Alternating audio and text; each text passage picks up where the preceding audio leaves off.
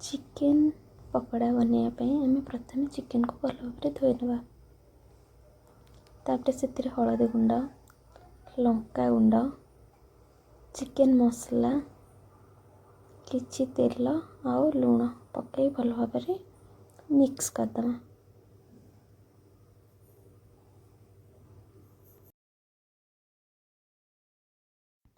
सबू को आम भल भाव गोलई नबा। तापर से अदा रसुण पेस्ट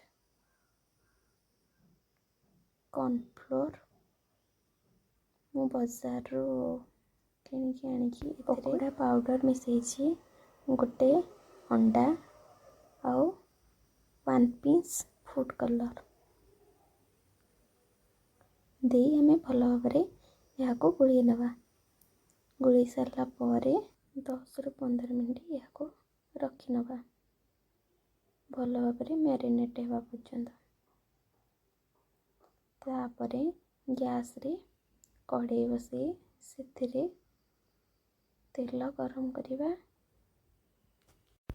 तेल भल भाव गरम हो सारा पर आम से गोटा गोटा करके चिकेन को पकेवा।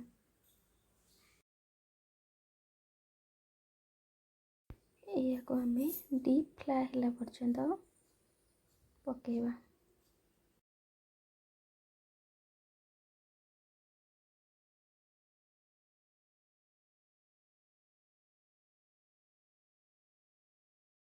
जिते बेले बबल्स रो मात्राटा पूरा कमी जीव आम से जाना जे आम चिकेन भल भाव हो जाए कढ़ाई बाहर कर नवा।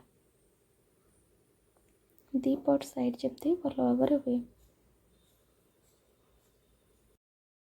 तापर आम प्लेट को बाहर कर नवा।